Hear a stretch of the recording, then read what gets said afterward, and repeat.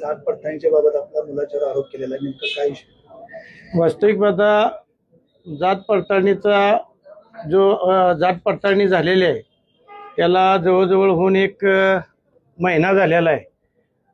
जात पडताळणी ज्या वेळेला झाली त्याच वेळेला त्यांनी त्या ऑफिसला माहिती अधिकारात माहिती मागितली होती आणि कागदपत्र काढून घेतली होती. मला वाटतं त्यांनी सगळीकडे प्रयत्न केला कोर्टात याच्यात जाऊन बाबा रद्द करण्याचा, ते कुठंच होत नाही, त्यांच्या निदर्शनास आलं. मग मीडिया पुढे येणं आणि कागदपत्रातली काही वंशाळ वगळणं आणि मीडियाला काही खोटी माहिती देणं आणि आमची बदनामी करणं एवढंच काम मला वाटतं या माध्यमातून त्यांनी केलेलं आहे. आणि वास्तविक पाहता जर त्यांना तक्रारच करायची होती तर 1 महिन्यापूर्वी त्यांनी कागदपत्र काढली होती आणि त्याच्यात कुठेही त्यांनी तक्रार केली नाही.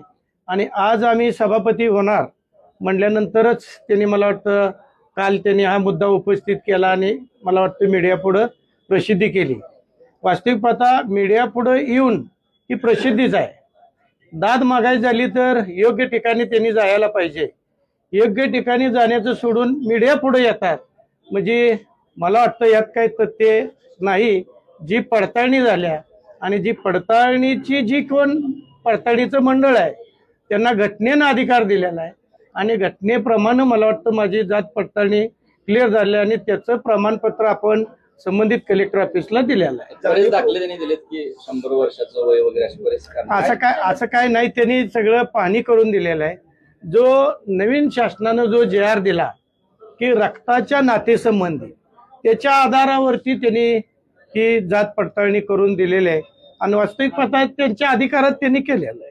पालकमंत्री सुद्धा म्हणतात की जर काय चुकीचं जर निघाल तर कारवाई करण्यात येईल. नाही, चुकीचं निघाल्यावर कारवाई होतच राहते. चुकीचं निघायला पाहिजे ना. बदनामी करण्याचं षडयंत्र, बदनामी करण्याचं काम आहे. वास्तविक पाहता आमच्या आटपाडी तालुक्यामध्ये जी निवडणूक झाली ही इतर जिल्ह्यातल्या तालुक्याप्रमाणे झालेली नाही आणि निवडणूक आमच्यात जी कडवी झाली त्या निवडणुकीमध्ये आम्ही लढताना राजेंद्र अण्णा असतील किंवा आम्ही असेल, अनिल पाटील असतील, भारत पाटील असेल, अशी समविचारी माणसं आम्ही एकत्रितरित्या ही जिल्हा परिषद आणि पंचायत समिती निवडणूक लढलो. या निवडणुकीमध्ये 4 जिल्हा परिषद पैकी 3 जिल्हा परिषद सदस्य आमचे निवडून आले. 8 पंचायत समितीपैकी 5 पंचायत समिती सदस्य आमचे निवडून आले आणि आम्ही निवडून आल्यानंतर समविचारी लोकांनी एकत्रितरित्या बसून ठरवलं की आपण जी वर जात असताना या निवडणुकीमधनं जिल्हा परिषदमध्ये कुणासंग गेलं पाहिजे. मग जर आपण ज्याच्या विरुद्ध कडवं लढलो आणि ज्याने या निवडणुकीला रूप वेगळं दिलं, मला वाटतं त्या सगळ्या घटनेला कारणीभूत हे गोपीचंद पडळकर आहेत. त्यामुळं आम्ही यांच्या राष्ट्रवादी काँग्रेस सोबत जाऊन आपलं जिल्हा परिषद सत्ता बनवायचा आम्ही सगळ्यांनी एकत्रितरित्या ठरवलेला आहे. हा शेवटचा प्रयत्न कुठं होता असं अध्यक्ष उपाध्यक्ष तुम्ही सोबत गेला नाही किंवा सभापती निवडीत तरी यावं असं काही अपेक्षेनं आरोप केले कालच ऐनवेळी? नाही, वास्तविक पाहता त्याने अपेक्षा धरली होती पण आम्ही ठरवताना ठरवलं होतं की तालुक्यामध्ये आपण एकत्रितरित्या सगळ्यांनी निर्णय घ्यायचा आणि ज्याच्या विरुद्ध आपण लढलो आणि शिवाय मतदारसंघातल्या माणसांचं जे विचार आहेत त्या माणसांसंग आपण राहणं गरजेचं आहे. माणसांनी सगळ्या सांगितलेलं आहे ज्याच्या विरुद्ध आपण गेले 15 वर्ष लढतोय त्यांच्यासोबत आपण जायला नको, आपण सत्तेत काँग्रेस राष्ट्रवादी सोबत गेलं पाहिजे. आमदार महायुती सोबत राहिले तर आता यामुळे तुमच्या दोघांमध्ये काही अंतर पडलेलं आहे? नाही, अंतराचा विषय नाही. आमच्या तालुक्याचा प्रश्न वेगळा आहे. आमच्या तालुक्यात मी मुळातच सांगतोय की निवडणूक वेगळ्या पद्धतीने लढली गेली. निवडणुकीमध्ये अनेक आरोप झाले, त्यामध्ये हा कुणबीचा आत्ता काढला हा निवडणुकीतही मुद्दा होताच. ह्याच्या व्यतिरिक्त त्यांच्याकडे भाषण नव्हतं किंवा ह्याच्या व्यतिरिक्त कुठलंही विकास काम सांगायचं नव्हतं. फक्त एकच मुद्दा या कुणबीवर त्यांनी काढला होता. पण जी 20,000 मतदान झालं त्याच्यामध्ये आम्ही 4,000 लीडनं त्या मतदारसंघातनं निवडून आलोय. दावा दाखल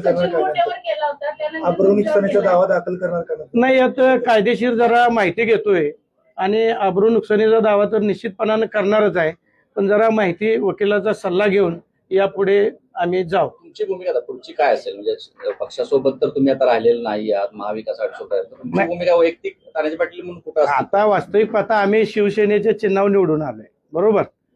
आम्ही वास्तविक पाहता आता शिवसेनेचा सभापती म्हणून अर्ज भरलेला आहे आणि आमच्या सोबत काँग्रेस राष्ट्रवादी सगळी संघ राहिले, म्हणजे त्यांनी मैत्री केलेली आहे आमच्या संघ. मग मैत्री करणारा संघच राहिला पाहिजे.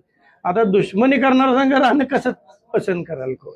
लेख 25व्या वर्षी उभा राहिला, पहिलीच निवडणुकीने पहिल्याच निवडणुकीमध्ये विजय आणि सभापतीपद. दुहेरी दुर्धर शर्करा योग आहे, वडील म्हणून काय भावना आहे? नाही, वास्तविक पाहता नशिबाचा भाग असतो. 32 वर्ष राजकारणामध्ये मी संघर्ष करतोय. मला वाटतं मी 26व्या वर्षी जिल्हा परिषदला निवडून आलो, 5 वर्ष काम केलं, त्याच्यात मला कुठं सभापतीपद मिळालं नाही. त्यानंतर माझी मिसेस निवडून आली, त्यांनी 5 वर्ष काम केलं, 1 वर्ष सभापतीपद मिळालं कृषी आणि पशुसंवर्धन. आणि आता माझा मुलगा निवडून आला आणि पहिल्याच मला वाटतं टर्मला ते सभापती होते. याचा आनंद जरा वेगळाच राहतो. पण राजकारणात त्याग माझा आणि मुलाला त्याचा निश्चितपणानं फायदा होतोय. थँक्यू.